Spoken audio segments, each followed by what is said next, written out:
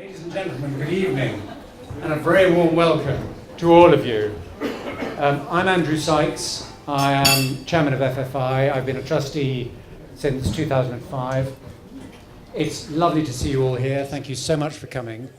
This is the 10th birthday party for the FFI Conservation Circle, and it's a wonderful 10 years. Thank you all for everything you've done.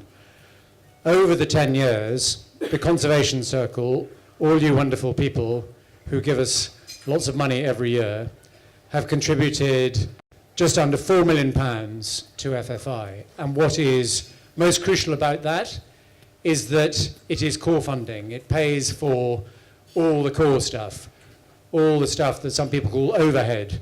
We call it the stuff that keeps the show on the road, enables us to do everything else.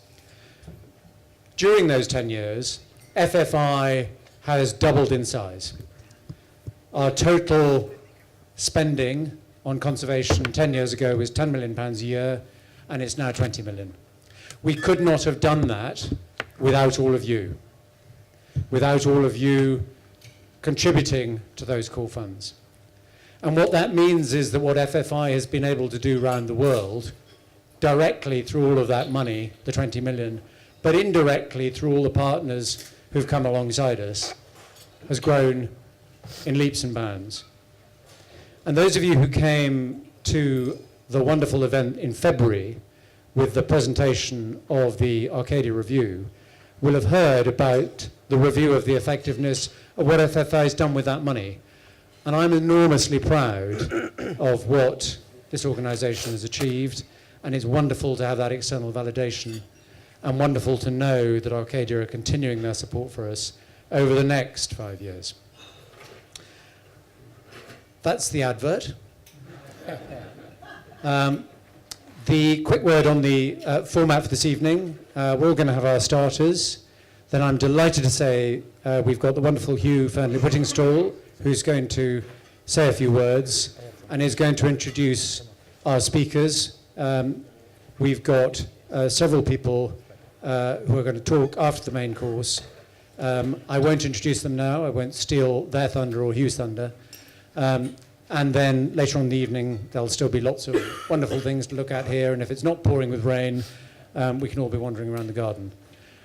But thank you all so much. Have a wonderful evening. And I know we're going to have some very interesting things to look at and listen to. Thank you very much.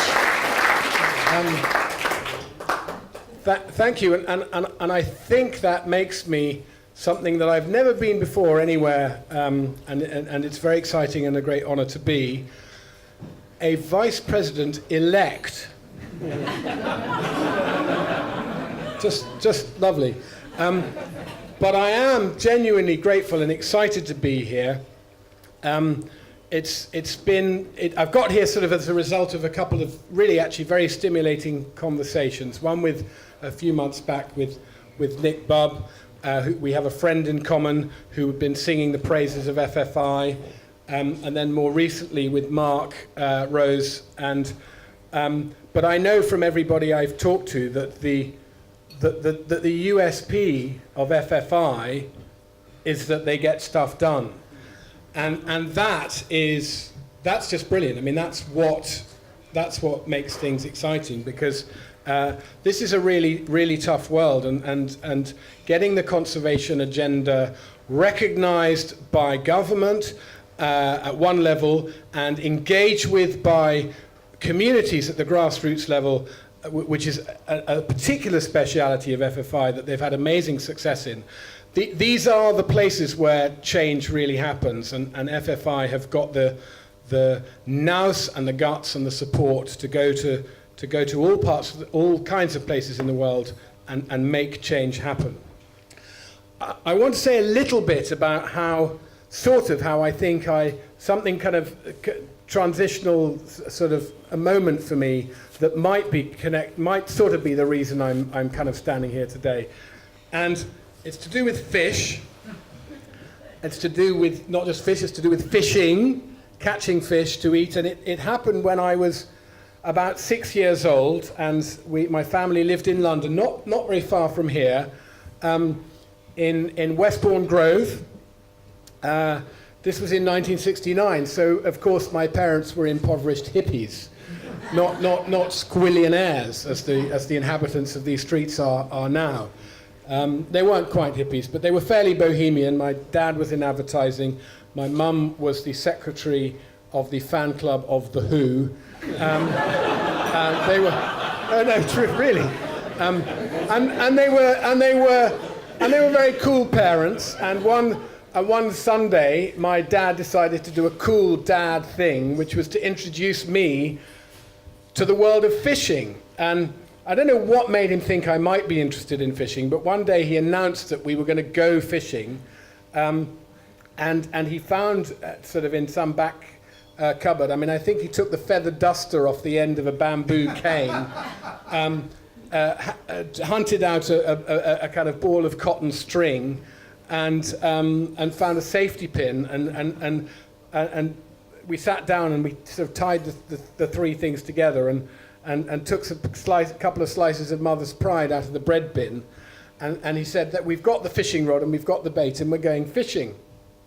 And we got on a bus all the way to Richmond, and we got out and we walked into Richmond Park, and we found a stream in Richmond Park, a little trickle really, kind of a ditch actually. And we sat down on the edge of this ditch in Richmond Park, and my dad took slices of sliced Mother's Pride out of his pocket and squidged a bit into a ball and put it on the safety pin. He said, "This is how you catch a fish." He put it on the safety pin, on the end of the cotton string, on the end of the feather duster bamboo without the feather duster on it. And he said, "Oh, we just dip it in the water and we wait for the fish to come."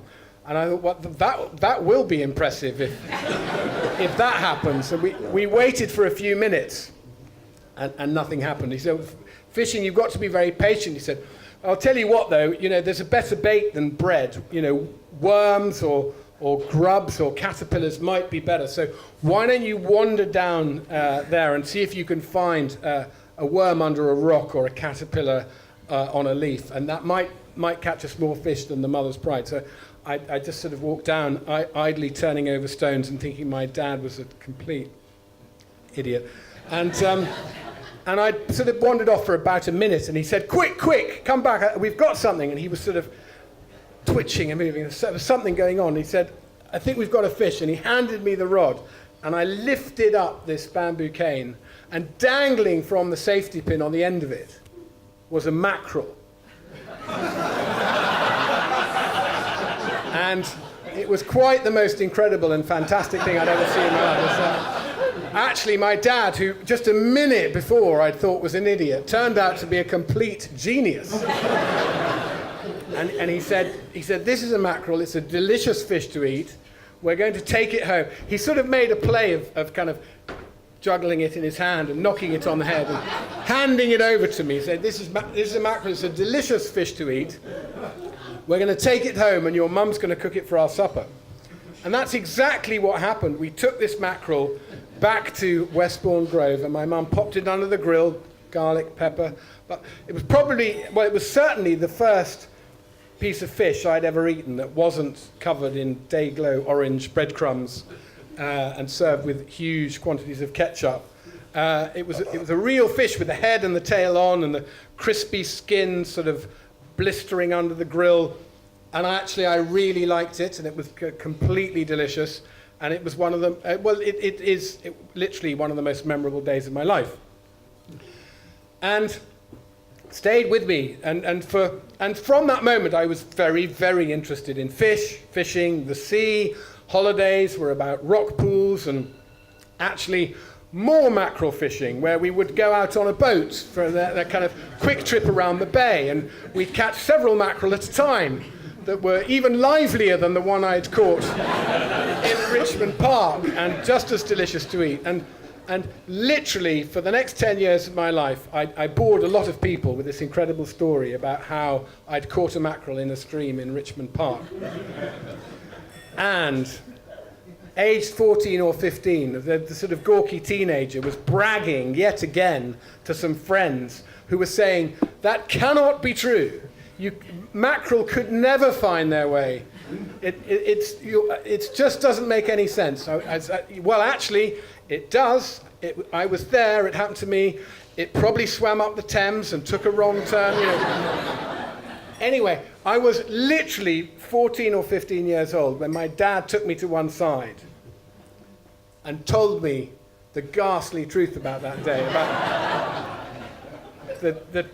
the Sunday fishing trip, the trip to the fishmonger on the Saturday before, the mackerel that had been hidden in a bag on the bus on the way to Richmond Park, and how he'd slipped it on the hook while I walked down the river, and how he'd sort of jiggled it in his hand to make it look alive, and how, had I not noticed that, in fact, it had been gutted.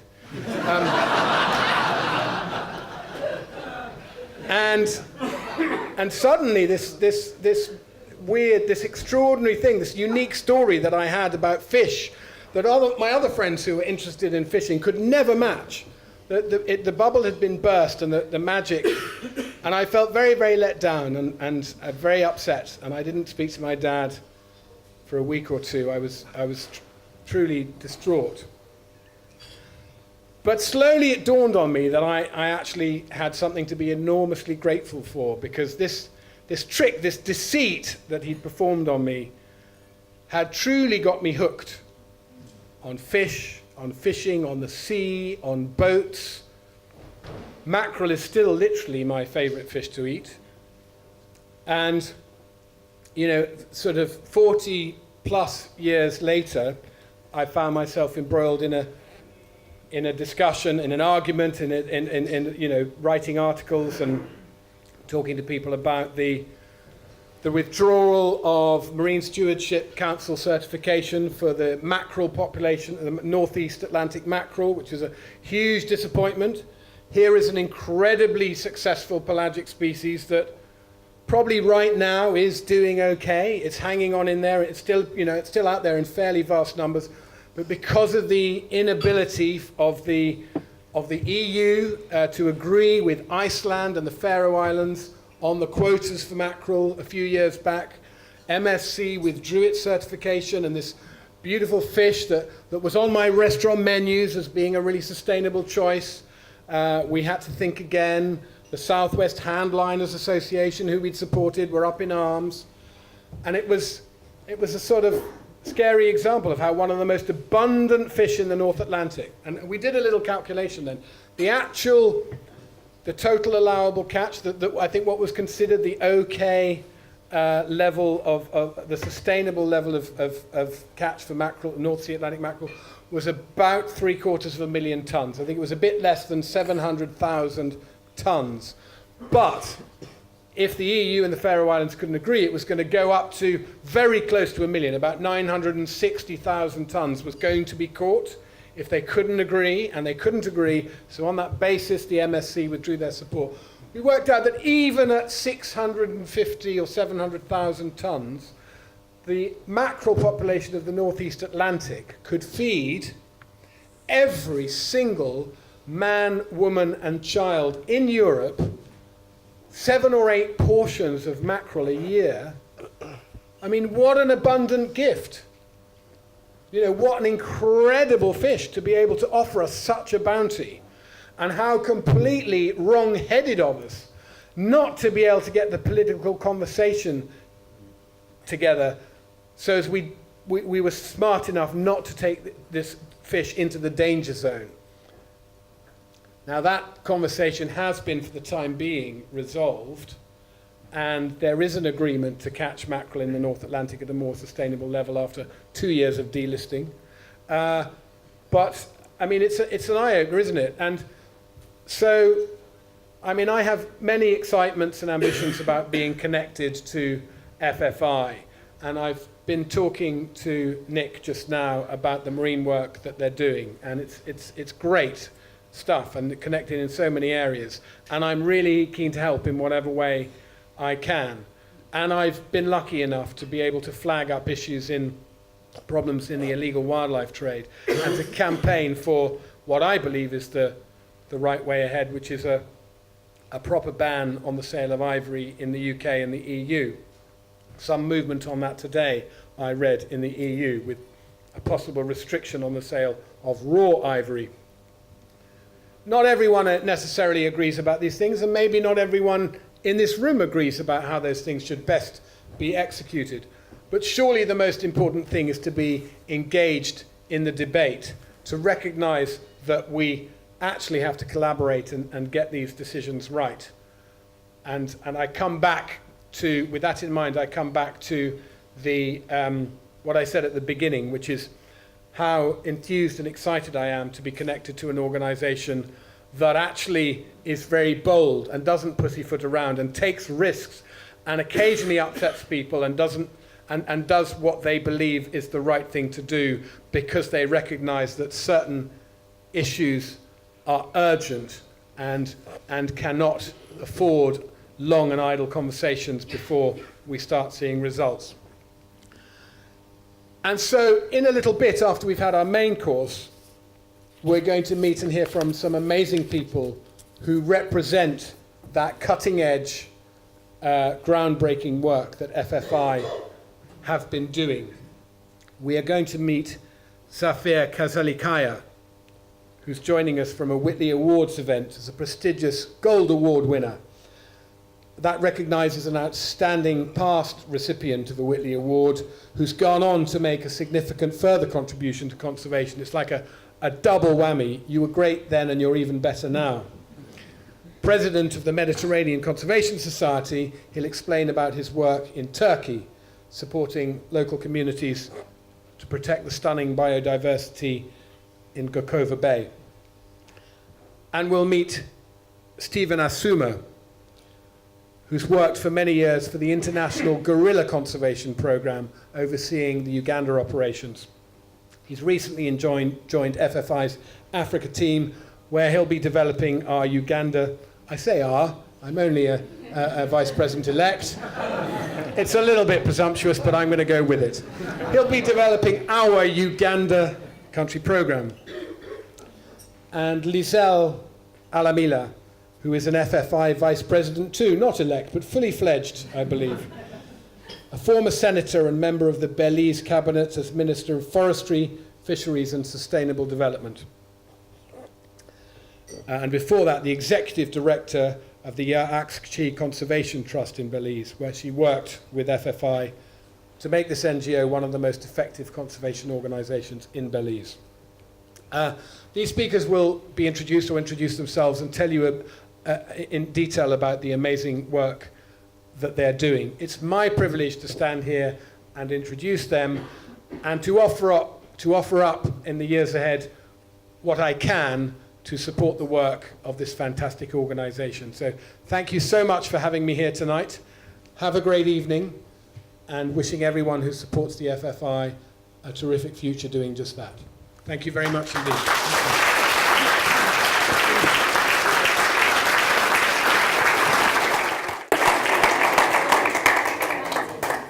Good evening, ladies and gentlemen. My name is Zafer Kizilkaya. I am from Mediterranean Conservation Society in Turkey. It's such a great privilege to be here. And believe me, FFI is such an amazing organization. So thank you for your support for all kinds of conservation work you are just giving in hand. So today I'm going to tell you a success story, which is quite rare on those days, especially in the marine environment. I think we are the first marine project FFI involved in recent years. We are based in Eastern Mediterranean, in Gökova Bay, which was declared as special protected environmental area in 1988 by the Turkish government. So there is no town, as you see, there is no city, there is no human being. It looks like a paradise, but when you put your head on the water, it's just a disaster. Overfishing, illegal fishing, there is nothing underwater, and as well as all the invasive species coming from Red Sea, especially herbivore species. They just graze the marine algae. So it's like a kind of the biggest biodiversity lost. So in 2012, we had a collaboration with FFI, and we started a project. And I convinced over 200 small-scale fishermen in the bay that And unfortunately, the fisheries was collapsed in 2009. 40% of the community's income was coming from white grouper, and it totally collapsed to zero. And another 20% was coming from a shrimp species. It also collapsed to zero. So all of a sudden, they lost more than half of their livelihood. And luckily, half of the community was fisherwomen. Working with fisherwomen is much easier than working with fishermen. Once you convince fisherwomen, it's much easier to them to convince their husbands. So the area is so rich for endangered species, Mediterranean monk seal, critical endangered species, sandbar sharks. We have the only breeding area in the entire Mediterranean for sandbar sharks, Mediterranean grouper, all other important species. So it's a great refuge for important species. So we have to do something.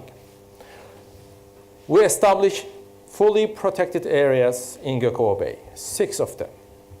But the problem was the Coast Guard was so busy with other important things like preventing illegal human traffic and all kinds of other political issues. There was no enforcement at all. If there is no enforcement, it's just another paper park. It's useless. So we decided to set up our own ranger system. Everybody told me I am dreaming. The government says that you cannot do it. But in Constitution, it says that every single citizen could stop any kind of illegal activity and report it to the government officials. So we use our constitutional right. We set up our system. We empower the local community fishermen. We employ them. They have uniforms. They have speedboats. They are in continuous contact with the Coast Guard and government officials. Their social status all of a sudden change, and enforcement works so well, so it's getting such a good project. And in addition, the habitats that we started, amazing restoration process. We just clean up all these discarded nets. Once the area is established as no fishing zone, there is no fishing pressure at all. I'm going to show you some examples in the future right now. Okay, this is what we achieved this year. Is there a laser here? I don't know. Okay.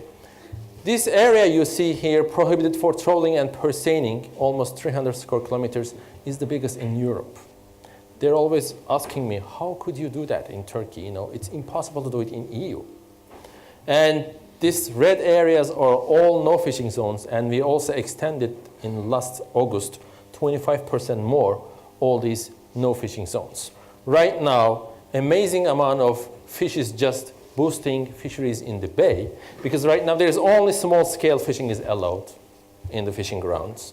In 4 years, the income of local fishing community increased 400%. There is no such an example. Everywhere else in Mediterranean, fisheries all collapsed. And in our area, the people, the local community members who hated me at the beginning, who threatened me, right now hugging me whenever they say it. So we have all tough local community fishermen we employ. They like their job. Right now, they love it. They never want to go back to fishery anymore.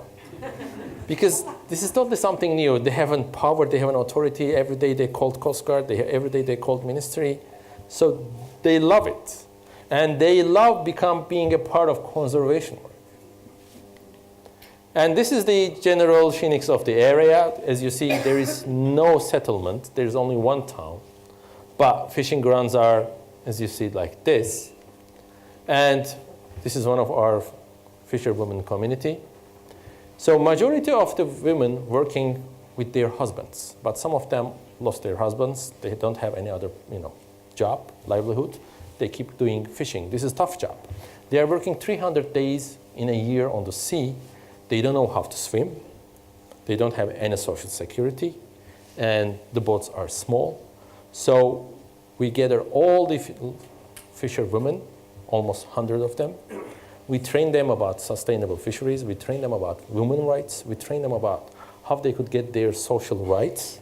And more importantly, we asked them, why don't they use life vests? Because a couple of them drowned, 3 years ago. They say that because of our breasts, it is so bulky, we don't want to use it. So we just donated them all, automatically inflated life vests when they immerse in the water. So all of them are now using those life vests because they were so ignored. You know, there is no fisherwomen community working as a fisherman in the sea, in the world. This is seagrasses, Posidonia oceanica. It is very important because the carbon storage capacity of Posidonia oceanica is highest in the world. It is 200 times more carbon holding capacity than tropical rainforests. So right now we have a big project from EU, Horizon 2020. We are trying to restore the areas which was damaged by ship anchoring, boat anchoring. So we are planting and we are doing some experimental work to extend the seagrass area. And one of our no fishing zones came out to be the Mediterranean one-piece biggest seagrass area ever. So we extended that area thanks to the government support last summer. And also in the next year, we also would like to extend it more. Look at this.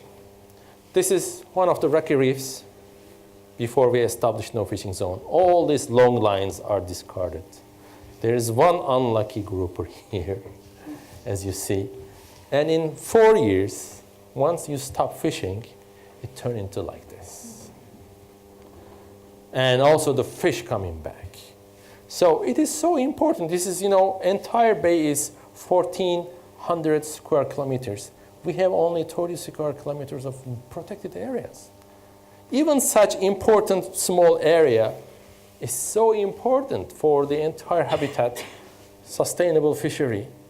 But unfortunately, in the last 15 years, Turkey is the only country established fully protected areas. Not in France, not in Spain, not in Italy, not in anywhere else in the Mediterranean, not in England. And today, 6.5% of the Mediterranean surface is marine protected areas. Only 0.04% of it fully protected. So, Convention on Biological Diversity target for 2020 was 10%. It was just imaginary number.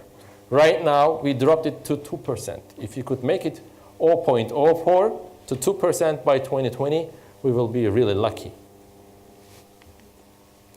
And we have amazing corallogenous habitats beyond our no fishing zones, because when we were first establishing the no fishing zones, we look for spawning grounds and we look for nursery grounds, because it was not easy to negotiate with the fishing community.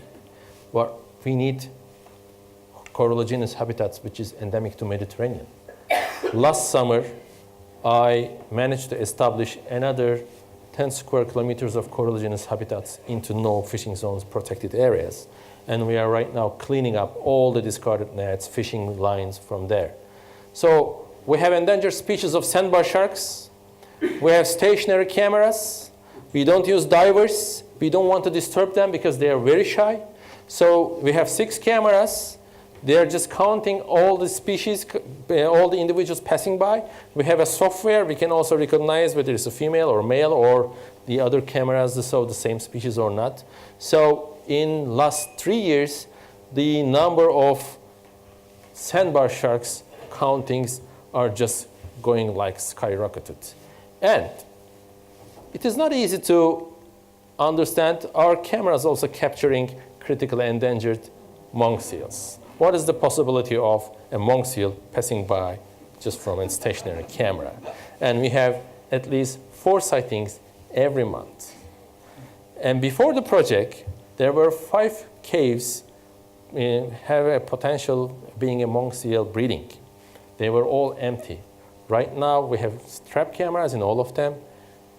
All of them has now monk seal, and we even couldn't change the cards or batteries because monk seals are always in the caves. Because there is a lot of fish, there is a lot of food, nobody disturbs them. So where could they would like to go and live?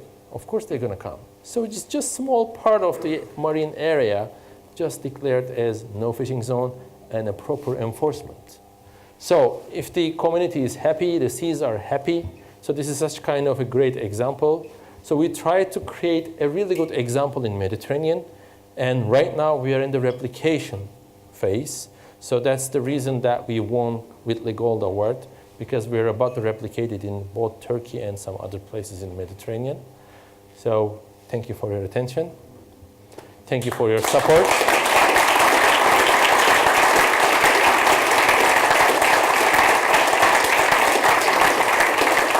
And hopefully next year we will give you more good news about well-protected marine protected areas in Turkey and some other areas.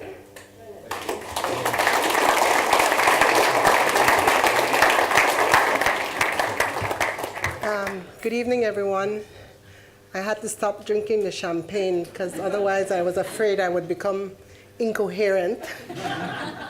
So afterwards, it's quite a pleasure to be here today to share with you my experience with FFI. I think Yashche is one of FFI's major success stories, and at least I claim it to be.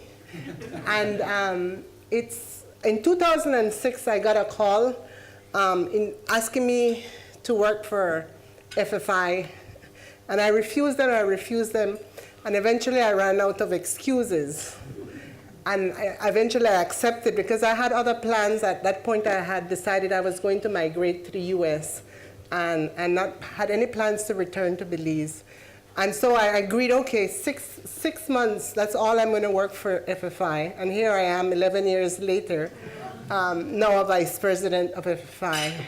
I feel like I am a part of a family because FFI has been there supporting me in various aspects of my professional growth. When I took over Yashche, it was a small NGO, very broke, as I think most environmental organizations are. And we're always struggling. But I always think about FFI as this invisible hand always there to prop us up. I don't know how many of you are aware that really, to me, what is special about FFI and what I really value, and I have had the experience of working with many, many other organizations, some of the best known conservation organizations that work globally, is that FFI doesn't come into a country with its own agenda. It comes into a country asking you what is it that you want to achieve and helping you to chart the way forward.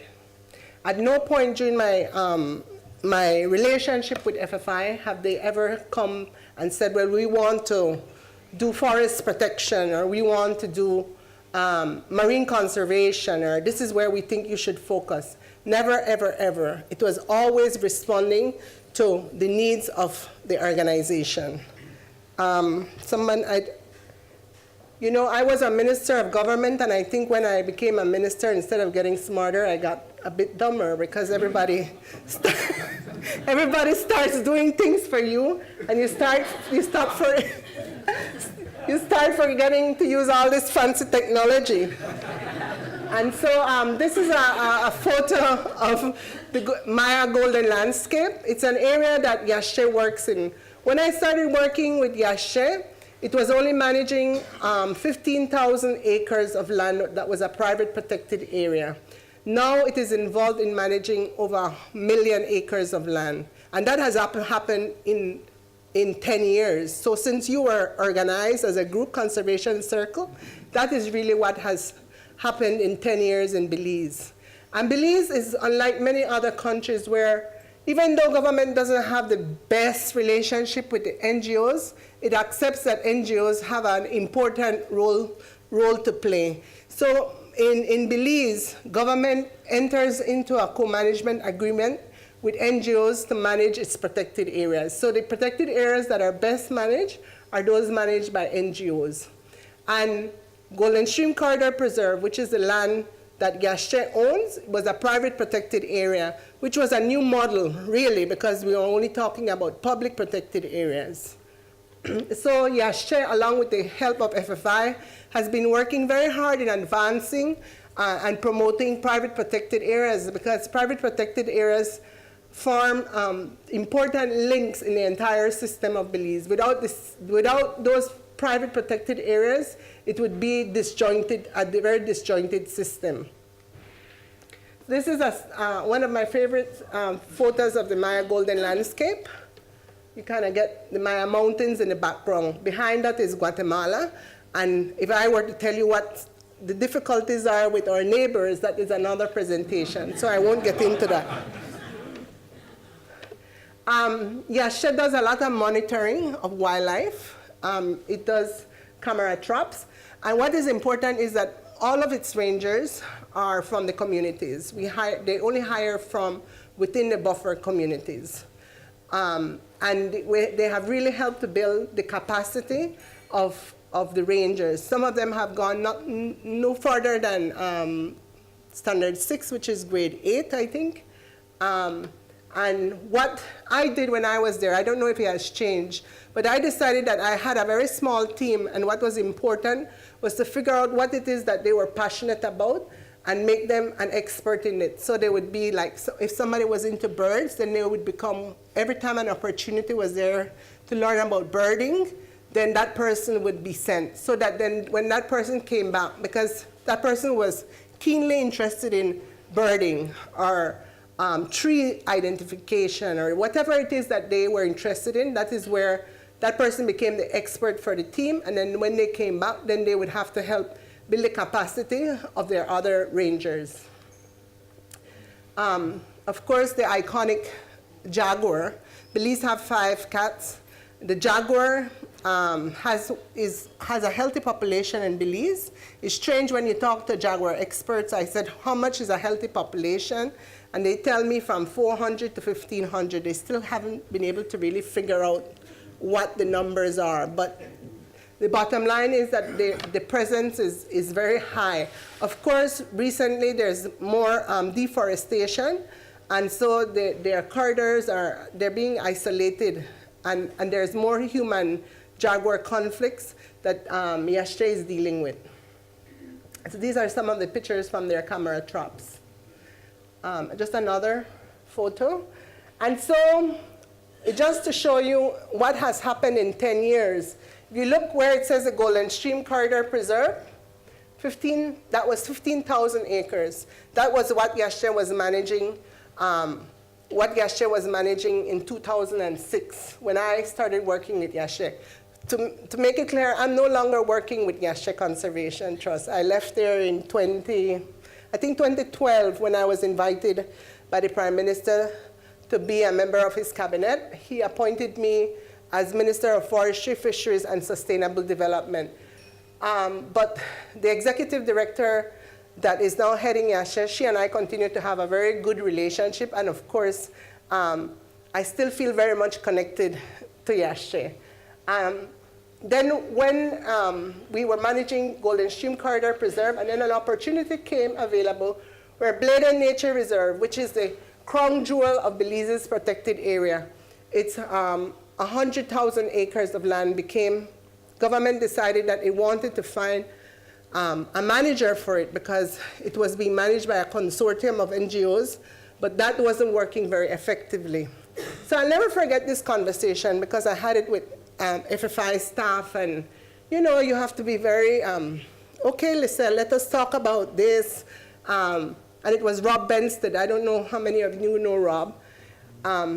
Let's talk about this. Do you have the finances to manage this? Of course I don't.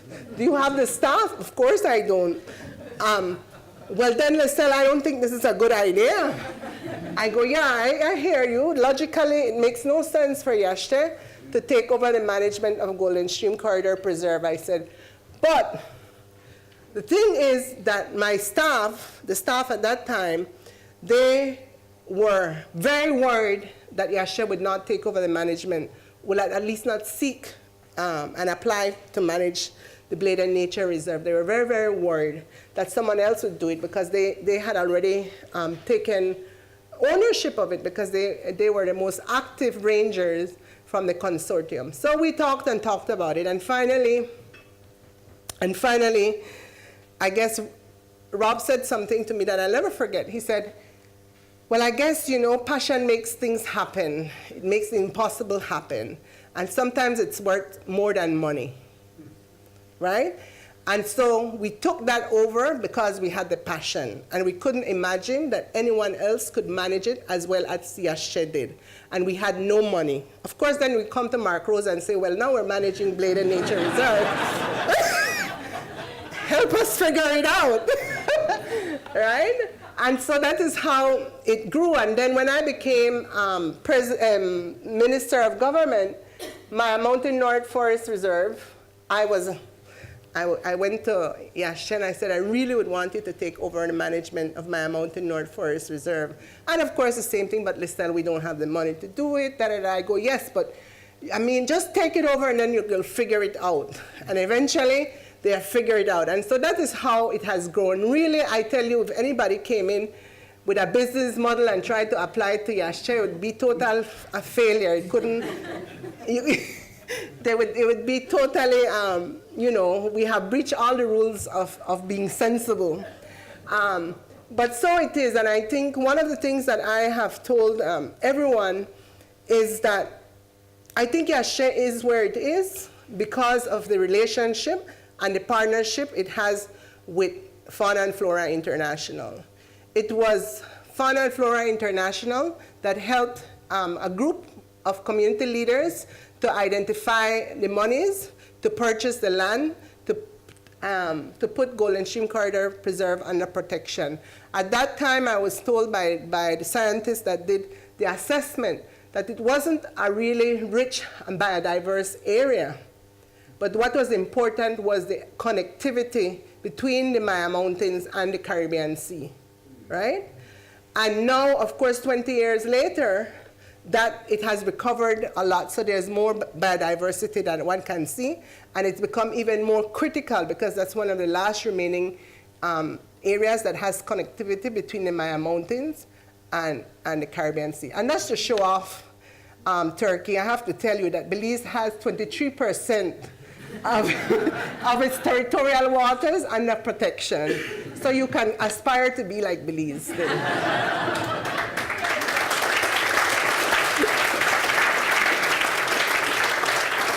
I think what really happens is that you just have to plug along. I think that I try to learn more and more to stop and celebrate the small successes. And before you know it, you're able to say, look, I'm able to influence, or I'm involved in influencing the management of more than 1 million acres of land, right? More than 1 million acres of land. And this is Marcilio. He's a Mayan. He works with Yashe and has been involved with Yashe from the very beginning of its inception. He just got an award locally. We call him, his nickname is Moon. And he does all the work with conflicts between human and jaguar conflict work, and that is his focus. He is also now the protected areas manager for Yashe. Again, the iconic jaguar. What Yashe has done, and I think which is very different than a lot of other organizations in Belize, and why Yashe has been able to stand on very solid footing when it has challenged government, because the same government that appointed, the same party that appointed me to be Minister of Government, I had taken a lawsuit against them as Yashe because they were planning on building a dam within the Bladed Nature Reserve. But Yashe stands on very strong footing to be able to do advocacy work. But even if government was to decide that it was going to terminate its co-management agreement with the public protected areas, Yashe still has a private protected area it manages. But more importantly, I think Yashe has a very large livelihoods program. And so Yashe is just not a conservation, fully protected areas management organization like most other NGOs. And it's not a project, it's a program. And it spends more than 50% of its budget on livelihoods. So the other day I had a Maya man who came into my office, and we're talking one thing to the next, and he lives in one of the villages, one of the buffer communities within the Maya Golden Landscape. And I said, do you have any contact with Yashe? Who goes, yes. He says, I have a house that Honey built. I said, a Honey built? He goes, yes, Yashe gave me all the capacity, all the tools, took me on an exchange visit, and now I have 9 honey beehives. And I have been able to build my house. I've been able to buy a truck. I've been able to, I now have a horse because the truck, he can't reach all the way to where his farm is. And he said all of that is because of the work that Yashe has done with me. But what is also important is that at one point, I was very, very frustrated with the livelihoods program. I didn't feel that we were working with 90 farmers, but we weren't increasing the numbers of farmers. And so I told FFI, I'm stuck. I don't know how to expand and how to expand the number of farmers that we work with. And also, I don't know if we're really, really creating impact. That was before this. And so FFI sent a team, and they did an assessment on the livelihoods program, and they gave us suggestions on how to improvement. So at every point when we have been in challenge in advancing our conservation work, we have relied on FFI's technical capacity to come in and help us to solve those problems. So they did that with our protected areas work. They have done that with the livelihoods work. They have built the capacity of Belizeans to be able to fundraise, because we were, at one point when I started working, we were totally dependent on FFI to do the fundraising for Yashe. Yashe didn't have a brand, didn't have its own name. It was totally tied to FFI. And so we spoke about it with the Americas program. And I said, I think it's time for us to start becoming a little more independent of FFI, creating our own brand, and starting to build our own network. And FFI really helped us, and now Yashe is raising most of its money and has increased its budget to about $2 million Belize dollars a year. Of course, the challenge remains as the same as FFI faces, is that what it doesn't have is unrestricted funds. That is always. So we have a lot of money for activities, for infrastructure, but what it always is faced with is the challenge of finding unrestricted funds. But again, I have to tell you that there have been times when I was ED was some of the most difficult times. I would just call and or write Mark and say, okay, I think it's time to close shop. We're broke. We're 2 months away from totally not being able to meet salaries. This is it. And so then it sends up a panic button through FFI, and FFI Australia, FFI everywhere, FFI starts getting into gear, and they really have come to help keep the doors of Yashe open. So, what Yashe also does, and it has been doing very well recently and is getting a lot of success, is with agroforestry. And they're experimenting with allowing, when I was minister, I entered into an agreement with Yashe to experiment to allow people to go into a forest reserve to do agroforestry, so that it's not always de-reserving land for farming purposes, but to find how you could use these forest reserves and for economic benefits to the communities. So these are some of the students who work with. All right. I want to thank all of you, really, on behalf of Belize program for your work. I'm sure some of the money that you have contributed has trickled and made its way to us through some shape or form, be it that someone has visited the offices and helped us to find a way forward, or has built the capacity or continues to build the capacity of the organization. When I was minister, FFI, I think, took a decision at the board level that they would continue to support me, because I asked them, look, I need support, technical support, and it was decided at the board level that they would continue to support me. I had moved on, and they came through to me. With me, I was able to repeal and replace the National Protected Area Systems Act. I was able to amend the PAC, the Protected Areas Conservation Trust Bill, which is about funding and financing the management of protected areas. I was able to increase the percentage of the territorial waters that are under protection from 19 to 23%. The goal is 20% by 2020. And we have exceeded that under my leadership. And a lot of that came with the expertise and the support of staff from FFI that I have always been able to access and to call upon when I need advice. So I want to thank you, and Mark, I want to especially thank you publicly for all your support, not only to Yasha, but to me. I continue to think that I have behind me in whatever else I'm doing, as long as it's conservation work, that I am able to reach out to FFI for support. So thank you.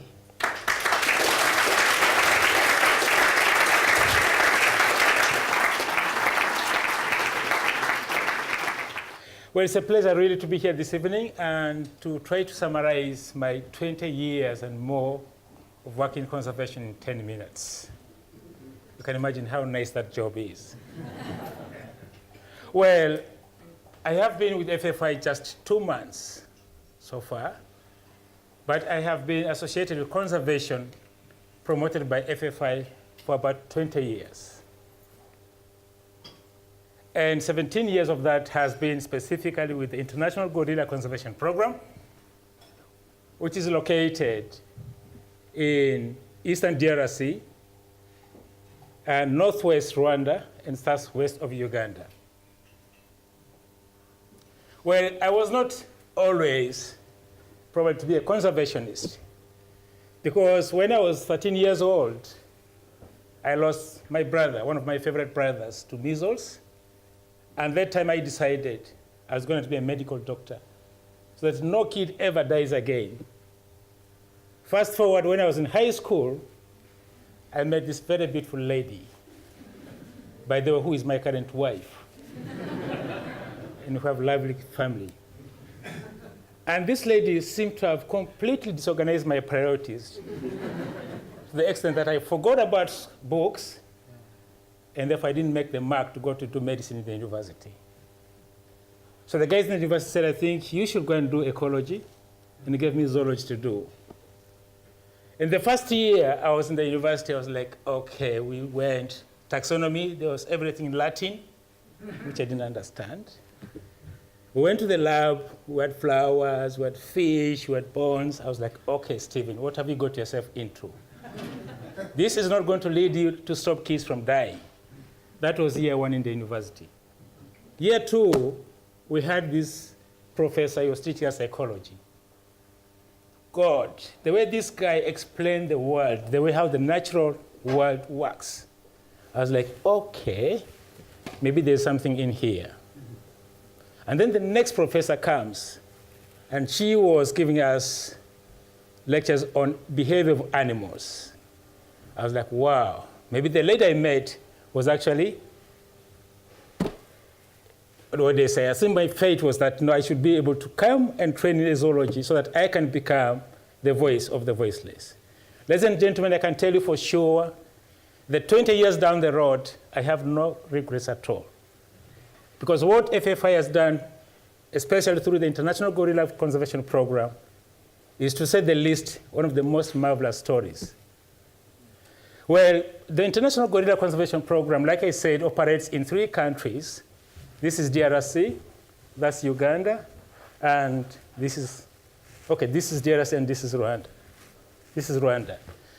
And the program has made a tremendous progress and achievement in turning around the population of the mountain gorillas from about 250, or less about 450, about 20 years ago, to the current excellent 880 individuals in the whole world.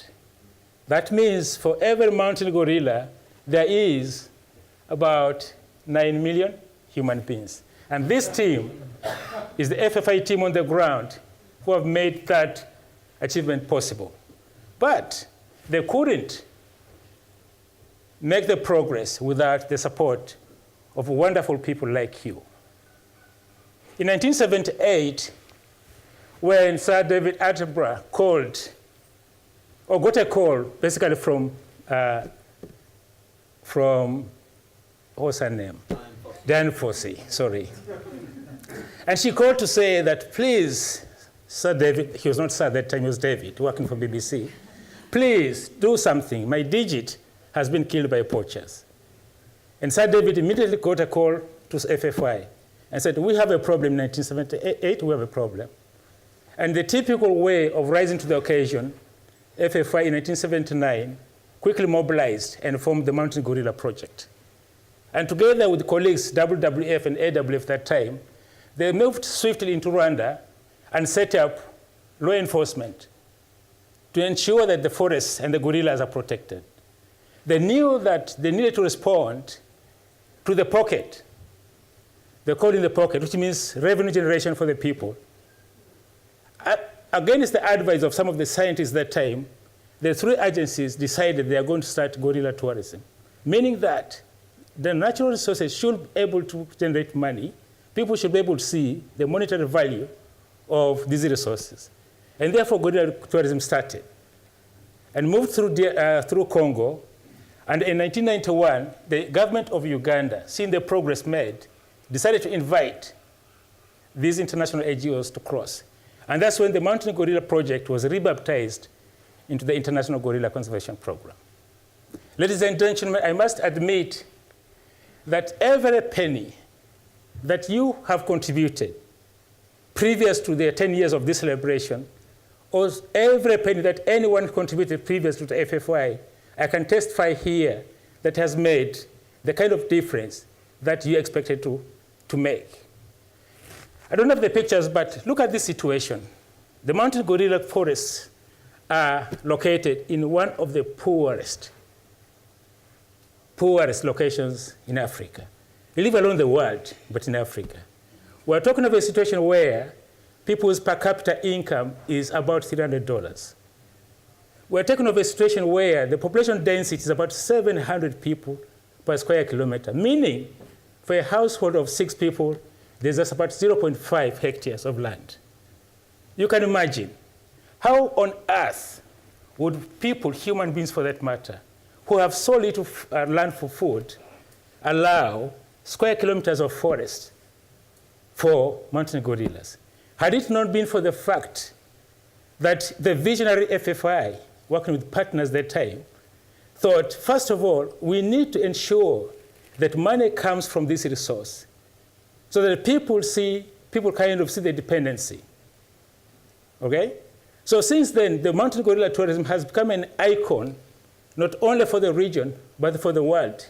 Just to illustrate, in Bwindi, which is in Uganda, the gorilla tourism contributes about 50% of the income of the Uganda Wildlife Authority.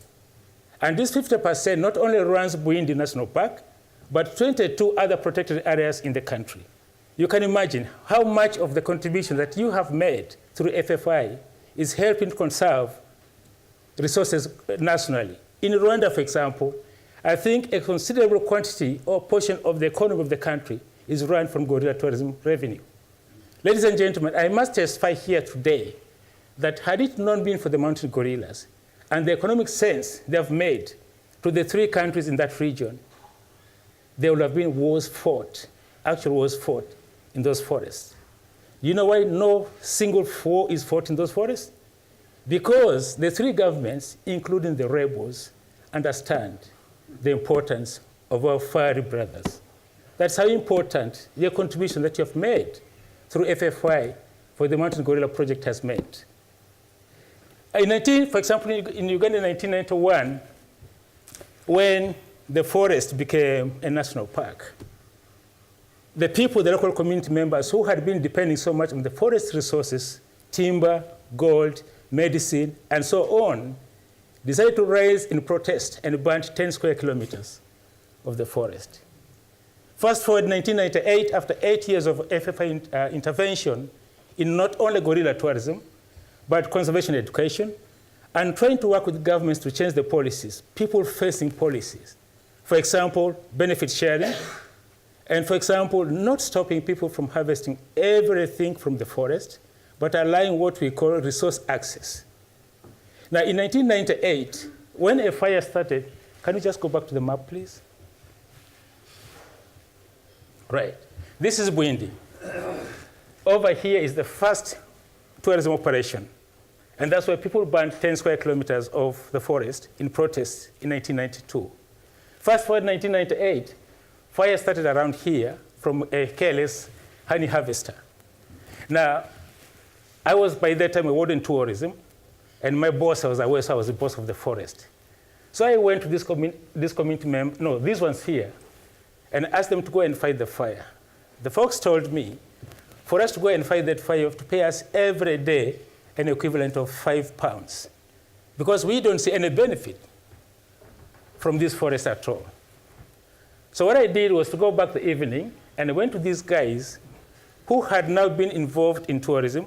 We built for them a lodge, which they were already operating. And the guys said, no way, we can't allow this fire to burn our forest. Quote, our forest. These are guys who burnt this forest 8 years previously. So basically, the idea, people's minds had changed because they had seen benefits coming from the forest, thanks to FFI. So ladies and gentlemen, what I want to bring out here is the importance of being visionary, the importance of being flexible, and the importance of being evidence-based in your operations. Definitely, if we gave, or if FFI intervened in these gorilla areas as projects of 3 years and 5 years, you can be sure that the people would have continued the negative attitude. But what FFI did with their resources and your support was, let's think long term. Let's commit ourselves long term, all right? So that we can allow these changes to happen organically. When you go to the meeting with the community for the first day, don't force them to resolve something. Sit with them, understand, even if you say nothing, all right? Then you can progressively engage them. And this has been the beauty of FFI in all the projects, I think, globally, all right? First, be flexible, which means that you allow people on the ground to respond to situations as they arise. If that was not possible in the gorilla parks, where anytime some fighting can occur, what would we have done? I must agree and testify today that even when folks, the rebels and government forces were sorting out their business in the forest, because of the commitment and the trust that FFI through IGCP had built, they would allow gorilla conservation activities to continue on either side of the front line. So ladies and gentlemen, I think what I want to bring out here is today that so much has happened. One, because the FFI respects the people that they work with. Like the previous speakers have said, when FFI goes into an area, does not impose solutions, goes to understand what the issues are, brings around evidence, okay, brings around options, and creates a platform where people can resolve issues. All right? Now, as we celebrate in the circle 10 years of the operation of the circle, of course, we have very good reasons to celebrate the successes that we have achieved with the gorilla conservation. Indeed, the success that has been here has been exported not only within other parts of the region, because now many organizations are starting to copy, all right, the model of FFI with gorilla conservation, which is really a great thing. But globally, the same examples have been adapted, which are contributing to the bigger good of conservation. But looking forwards, even when we have achieved so much, ladies and gentlemen, the challenge to biodiversity is only getting worse. I'm sorry I'm not depressing you, but I think it's fair for us to meet situations in life as it comes. We should be able to pick up examples and the good practices that have been demonstrated. We should be able to pick the best practices that have been learned from science, and with your support, continue to make these things happen out there in the field, in the wild. All right? It's not too late, because I know the challenges are great, they're everywhere, but we have something that we can actually base on. There is the commitment of FFI, there's the expertise, there is the visionary leadership, and there's also the innovations, always coming up with new ideas. And I really want to ask that as we celebrate our 10 years of the cycle, I have no reason to doubt that your commitment has only been energized to ensure that your investments over the last 10 years and the investments of your predecessors before that, since 1978, will not be in vain. We can come back, and we shall indeed come back after 10 years as we do another celebration, to ensure that this world has become a better place, not only for the mountain gorillas, but also for other resources, including ecosystems that we as human beings all depend on. Thank you very much.